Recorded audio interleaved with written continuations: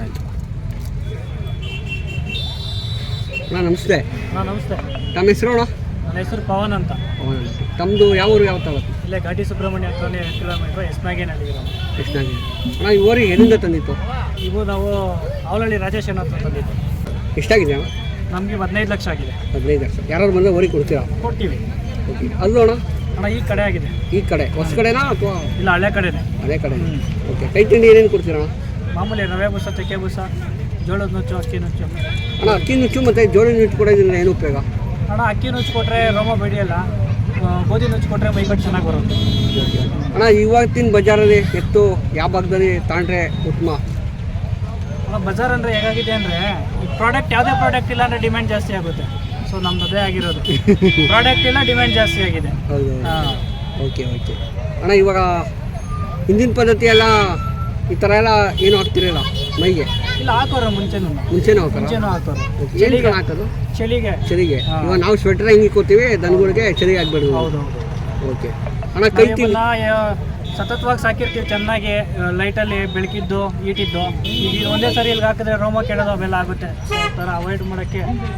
ಅಣ್ಣ ಲೈಟ್ ಹಾಕೋದ್ರಿಂದ ಚೆನ್ನಾಗಿ ಶೈನಿಂಗ್ ಬರುತ್ತೆ, ರೋಮ ಬರುತ್ತೆ, ಬಣ್ಣ ಬರುತ್ತೆ. ಓಕೆ. ನೀವು ಎಷ್ಟು ವರ್ಷದಿಂದ ಊರಿಗೆ ಕಟ್ತಾ ಇದ್ದೀರಾ? ನಮ್ಮ ಮುತ್ತಾತ ಕಟ್ಟೋರು, ನಮ್ಮ ತಾತವ್ರು ಕಟ್ಟೋರು, ನಮ್ಮ ತಾತ ಆದಮೇಲೆ ನಮ್ಮ ತಂದೆ ಆದಮೇಲೆ ಈಗ ನಾವು. ಅಣ್ಣ ಅವಾಗಿಂದನೂ ದೊಡ್ಡ ಕಟ್ತಾ ಇದ್ದೀರಾ? ಅಣ್ಣ ದೊಡ್ಡ ತಂದ್ರೆ ನಾವು ಒಂಥರ ಕೆಲಸದ ಕಟ್ಕೊಳ್ಳೋರು. ನಮ್ಮ ತಾತವರೆಲ್ಲ ದೊಡ್ಡ ಕೆಲಸದ ದೊಡ್ಡ ಎರಡು ಕಟ್ಟೋರು. ಈಗ ಎಲ್ಲ ಕೆಲಸ ಮಾಡಲ್ಲ, ಎಲ್ಲ ಟೆಕ್ನಾಲಜಿ ಬಂದ್ಬಿಟ್ಟಿದೆ. ಈಗ ಟ್ರ್ಯಾಕ್ಟರ್ ಎಲ್ಲ ನಾನು ಈಗ ಏನಿದ್ರು ಶೋಕಿಗೆ ಕಟ್ಕೊಂತೀವಿ ನಾವು. ಅಣ್ಣ ನಿಮ್ಮ ಪ್ರಕಾರ ಟ್ರ್ಯಾಕ್ಟರ್ ಕೆಲಸ ಮಾಡೋದು ಉತ್ತಮನ ಅಥವಾ ದನಿನ ಕೆಲಸ ಮಾಡೋದು ಉತ್ತಮನ? ಅದು ಒಂಥರ ಕಾಂಟ್ರವರ್ಸಿ, ಹೇಳೋಕ್ಕಾಗಲ್ಲ. ನಾವು ಟೆಕ್ನಾಲಜಿ ಹೇಳಿ ಅದರಲ್ಲಿ ನಿಧಾನ. ನಿಮ್ಮದು ನಮ್ಮದು ಮಾತಾಡ್ತಿರೋದು ಬೇರೆ ಬಗ್ಗೆ ನಾವು ಹೆಸರಿಕೊಂಡು ಏನೇನು ಮಾತಾಡ್ತೀವಲ್ಲ. ಬಟ್ ಈಗೇನಂದರೆ ಈಗ ಮುಂಚೆ ಕಾಲದ್ದು ಯಾವ ಥರ ಇತ್ತು ಬಾಡಿ ಫಿಟ್ನೆಸ್ ಎಲ್ಲ, ಈಗ ನಮ್ಗೆ ಫಿಟ್ನೆಸ್ ಇರೋಲ್ಲ. ನಮಗೆ ನಮ್ಮ ತಂದೆಯವರಿರೋ ಫಿಟ್ನೆಸ್ ನಾವಿಲ್ಲ. ಸೊ ಗೇಯೋಕ್ಕಾಗಲ್ಲ, ಗೇಮೇ ಮಾಡೋಕ್ಕಾಗಲ್ಲ ನಮ್ಮ ಕೈಲೂ. ಆ ಥರ ಆಗಿದೆ. ಟೆಕ್ನಾಲಜಿ ಎಲ್ಲ ಇಂಪ್ರೂವ್. ಈಗ 1 ಎಕರೆ ಉಳ್ಬೇಕು ಅಂದರೆ ದನದಲ್ಲಿ ಎಷ್ಟು ತಗೊಳುತ್ತೆ ಟೈಮು? ಟ್ರ್ಯಾಕ್ಟ್ರಲ್ಲಿ ಎಷ್ಟೊತ್ತಾಗುತ್ತೆ? 1 ಅವರ್ ಮುಗ್ದೋಗುತ್ತೆ. ಹೌದು, ಅಷ್ಟೇ.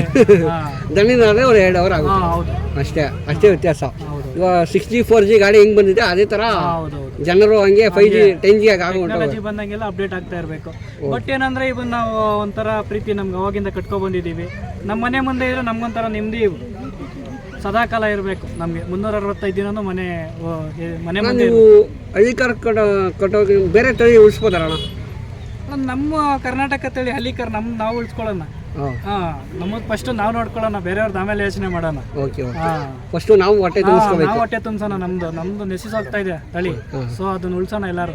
ಅಣ್ಣ ಏನು ಕಣ ಇತ್ತೀಚೆಗೆ ಎಲ್ಲ ಡಿಮ್ಯಾಂಡ್ ಆಗ್ಬಿಟ್ಟಿದೆ? ಅಣ್ಣ ಇಲ್ಲ, ನಾ ಪ್ರಾಡಕ್ಟ್ ಇಲ್ಲ. ಈಗ ನಾಟಿ ದನ ಇದ್ರೆ, ಹಸ ಇದ್ರೆ ಕರ ಉಡ್ಲಿಕ್ಕೆ ಸಾಧ್ಯ.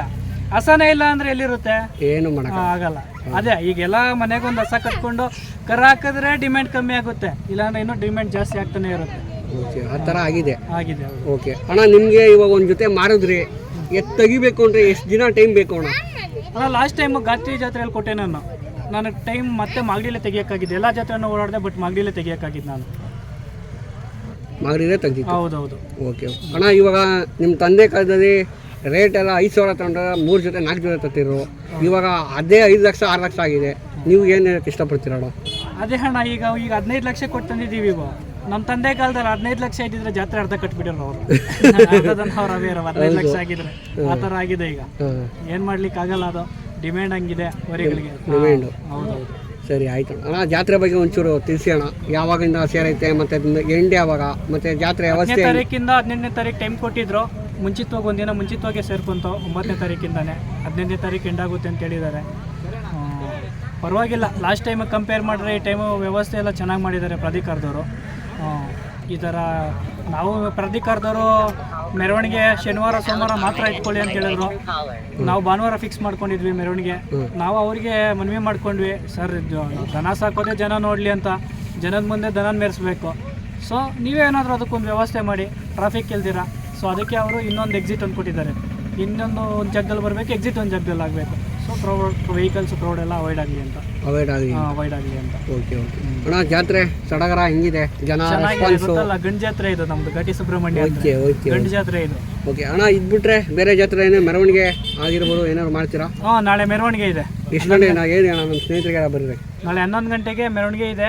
ಎಲ್ಲರೂ ಸ್ನೇಹಿತರೆಲ್ಲ ಬಂದು ಪ್ರೋತ್ಸಾಹಿಸಿ ಮೆರವಣಿಗೆನ ಜಾತ್ರೆನ ಯಶಸ್ವಿ ಮಾಡಬೇಕಂತ ಕೇಳ್ಕೊತಾ ಇದ್ದೀನಿ. ನಾಳೆ 11 ಗಂಟೆಗೆ ಎಲ್ಲ ಸ್ನೇಹಿತರೆಲ್ಲ ಬನ್ನಿ. ಓಕೆ ಅಣ್ಣ, ನೀವು ಜಾತ್ರೆಗಿಂತ ಮುಂಚೆ ಎತ್ತತ್ತೀರಾ ಅಥವಾ ಜಾತ್ರೆ ಹತ್ರ ಮಾಡ್ಕೊಂಡು ಎತ್ತತ್ತೀರಾ? ಅಣ್ಣ, ನಾನು ಮಾಗಡಿಲಿ ತೊಗೊಂಡೆ. ಮುಂಚೆ ಘಾಟಿಲಿ ಕೊಟ್ಟೆ, ಒಂದು ಜೊತೆ ಸಪ್ಲಮ್ನಲ್ಲಿ ಕೊಟ್ಟೆ. ಮತ್ತು ನಾನು ಓರಿ ಸತತವಾಗಿ ಪ್ರಯತ್ನ ಮಾಡ್ತಾಯಿದ್ದೆ. ಬಟ್ ನಾನು ಮಾಗಡಿಲಿ ಆಗಿದ್ದು ಇದೇ ಕರ ಅಲ್ಲೇ ಇದೆ, ಮಾಗಡಿಲಿ ಮೇಯಿಸಿರೋ ಮಾಗಡಿಯಿಂದ. ಮಾಗಡಿ ಮುಗಿಸ್ಕೊಂಡು ಮತ್ತೆ ಒಂದು 15 ದಿನ ಆದಮೇಲೆ ಇನ್ನೊಂದು ಜೊತೆ ತೊಗೊಂಡೆ. 2 ಜೊತೆ ಇದ್ವು. ಮತ್ತು ಈಗ 1.5 ತಿಂಗಳಾಯಿತು ನನ್ನ ಮನೆಗೆ ಬಂದು ತೊಗೊಂಡು. ಓಕೆ ಅಣ್ಣ, ನಿಮಗೆ ದನಿನ ಜೊತೆ ಇರೋದಕ್ಕೂ ಸಂಬಂಧ ಮತ್ತು ಜನರ ಜೊತೆ ಸಂಬಂಧ ಮಾಡೋದಕ್ಕೂ ಯಾವ ಥರ ವ್ಯತ್ಯಾಸ? ಗೊತ್ತಲ್ಲ ಸರ್, ಜನರಿಗೆ ಎಷ್ಟೊಂದು ಕತ್ಗಿಡ್ರಿ ಏನೋ ಬೆನ್ನು ಚೂರಿ ಹಾಕೋ ಕೆಲಸನೇ. ಇವು ಒಂದು ಯಾವತ್ತೂ ಮೋಸ ಮಾಡಲ್ಲ ನಮಗೆ. ಓಕೆ, ಹಾಂ, ಸ್ಪರ್ಶ ಸಾಕು ಸರ್ ಇರ್ಬೋದು. ಯಾರು ನಮ್ಮ ಓನರು, ಯಾರು ಬೇರೆಯವರು, ಅದು ನಂದು ತೋರಿಸ್ತೀನಿ. ಇದು ಮಾಗಡಿಯಲ್ಲಿ ತೊಗೊಂಬಂದಿದ್ದು ಎಲ್ಲರನ್ನೂ ಓದಿಯೋದು. ಅದು ನಾನು ತೊಗೋಬೇಕಾದ್ರೆ ನನ್ನ ಓದಿಯೋದು. ಅವರು ತೀರ್ಗೊಂದು 15 ದಿನ ನನ್ನ ಮನೆಗೆ ಬಂದಮೇಲೆ ಈಗ ನನ್ನ ಹತ್ರ ಹೋದ್ರೂ ಅವು ಏನೂ ಮಾಡಲ್ಲ, ನಮ್ಮ ಮನೆಯವ್ರನ್ನ ಯಾರನ್ನೂ ಏನೂ ಮಾಡಲ್ಲ. ಓಕೆ, ಅದ್ರ ಬಗ್ಗೆ ಒಂಚೂರು ಪರಿಚಯ ಮಾಡ್ಕೊಡಿ. ನಮಸ್ತೆ. ನಮಸ್ಕಾರ ಅಣ್ಣ, ತಮ್ಮ ಹೆಸರು? ನಮ್ಮ ಹೆಸರು ಶಿವಕುಮಾರ್ ಅಂತ. ಇಲ್ಲಿನ ಹೊಸಕೋಟೆ ತಾಲೂಕು ನಂದಗುಡಿ ಹೋಗ್ಬೋದು. ನಮ್ಮ ಫ್ರೆಂಡ್ ಪವನ್, ಒಂದು ಫ್ರೆಂಡ್ಗಿಂತ ಈಗ ನಮ್ಮ ಸಂಬಂಧಕ್ಕಿಂತ ಹೆಚ್ಚಾಗಿದ್ದಾರೆ. ಆ ಥರ ನಾವಿಬ್ಬರು 1 ವರ್ಷದಿಂದ ಬಾಂಡಿಂಗ್ ಚೆನ್ನಾಗಿದೆ. ಆ ಬಾಂಡಿಂಗ್ ಆಗೋದಕ್ಕೆ ಮೇಯ್ನ್ ರೀಸನ್ ಬಂದು ನಮ್ಮ ಹಳ್ಳಿಕಾರ್ ಇತ್ತು. ಈ ಎತ್ತೇ ಇಲ್ಲಾಂದರೆ ಅವ್ರಿಗೂ ನಮ್ಮ ಪರಿಚಯನೇ ಇರ್ತಾ ಇದ್ದಿಲ್ಲ. ಈ ಥರ ಇವತ್ತು ಪರಿಚಯ ಆಗಿ ಸಂಬಂಧಕ್ಕಿಂತ ಹೆಚ್ಚಾಗಿ ನಾವಿದ್ದೀವಿ. ಇವ್ರೀಗ ಮಾಗಡಿಯಲ್ಲಿ ತಂದಿದ್ದಾರೆ. ಈಗ ತಂದು 1 ವರ್ಷ ಆಯಿತು, ಸಾಕಿದ್ದಾರೆ. ಈಗ ನಾಳೆ ಬೆಳಗ್ಗೆ ಮೆರವಣಿಗೆ ಇದೆ. ನಾಳೆ ಬೆಳಿಗ್ಗೆ ಮೆರವಣಿಗೆ. ಎಲ್ಲರೂ ಸಾರ್ವಜನಿಕರು, ಯಾರು ಹಳ್ಳಿಕಾರ್ ಪ್ರೇಮಿಗಳು ಎಲ್ಲರೂ ಬಂದು ನಾಳೆ ಮೆರವಣಿಗೆಯಲ್ಲಿ ಭಾಗವಹಿಸಬೇಕಂತ ವಿನಂತಿ. 1, 2, 3, 4, 5 ಜೊತೆ ಇದೆ. 5 ಜೊತೆ ನಾಳೆ ಮೆರವಣಿಗೆ. ನಿಮ್ಮ ಪ್ರಕಾರ ಒಂದು ಜೊತೆಗೆ ಎಷ್ಟು ಖರ್ಚು ಬರ್ಬೋದು ಅಣ್ಣ? ಒಂದು ಜೊತೆಗೆ ದಿನಕ್ಕೆ 300 ರಿಂದ 400 ರೂಪಾಯಿ ಬರುತ್ತೆ. ರವೆ ಗಂಜಿ, ಬೆಲ್ಲ ಅದೆಲ್ಲ ಒಂದು ಜೊತೆಗೆ 300 ರೂಪಾಯಿ ಖರ್ಚಾಗುತ್ತೆ. ರವೆ ಗಂಜಿ ಮತ್ತು ಬೆಲ್ಲ ಗ್ರೋತ್ ಚೆನ್ನಾಗಾಗುತ್ತಲ್ಲ. ಈಗ ಮಕ್ಳಿಗೆ ನಾವು ಹಾರ್ಲಿಕ್ಸು, ಬೂಸ್ಟು ಹೆಂಗೆ ಕೊಡ್ತೀರೋ ಹಂಗೆ ಗ್ರೋತ್ ಚೆನ್ನಾಗಾಗುತ್ತೆ.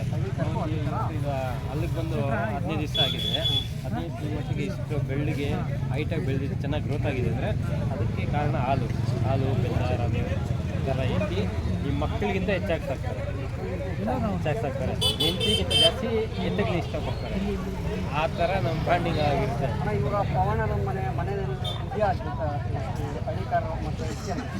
ಇದೆ ನೋಡಿ, 4 ಜೊತೆ ಇದೆ. ಇದಕ್ಕಿಂತ ಇನ್ನೂ ಈ ಕಾಲದಲ್ಲಿ ಇಂಥ 2025 ಇಂಥ ಟೆಕ್ನಾಲಜಿ ಕಾಲದಲ್ಲಿ ಇಷ್ಟು 4 ಜೊತೆ ಎತ್ತು ಕಟ್ಟಿದೆ ಅಂದರೆ ಗ್ರೇಟ್ ಅವರು. ಒಂದು ಕಡೆ ಫೀಲ್ ಆಗುತ್ತೆ. ಮುಂಚೆ ಜಾತ್ರೆ 10 ವರ್ಷ ಮುಂಚೆ ಇನ್ನೂ ತುಂಬ ಸೇರ್ತಾ ಇತ್ತು. ಈಗ ಅಲ್ಲಿ ಅಷ್ಟು ಇಲ್ಲ. ಆದರೂ ಈ ಕಾಲದಲ್ಲಿ ಇಷ್ಟು ಜೊತೆ ಎತ್ತು ಕಟ್ಟಿದ್ದಾರೆ, ತುಂಬ ಗ್ರೇಟ್ ಆಗುತ್ತೆ. ಬರ್ತಾಯಿದ್ದಾರೆ ವ್ಯಾಪಾರದವ್ರು, ಬೆಳಿಗ್ಗೆಯಿಂದ ಕೇಳ್ತಾ ಇದ್ದಾರೆ, ಹೋಗ್ತಾ ಇದ್ದಾರೆ. ಇನ್ನೂ ಯಾರೂ ಗೊತ್ತಿಲ್ಲ. ನಾಳೆ ನಾಳಿದ್ದೊಳಗಡೆ ಆಗುತ್ತೆ. ಆದಮೇಲೆ ಮತ್ತೆ ನೆಕ್ಸ್ಟ್ ಸಪ್ಲಮ್ಮ ಇದೆ, ಮಾಗಡಿಯಲ್ಲಿದೆ, ತೊಗೊತಾರೆ. ಇನ್ನೊಂದು ನಾಳೆ ಎಲ್ಲರೂ ಮೆರವಣಿಗೆಗೆ ಭಾಗವಹಿಸಬೇಕಾಗಿ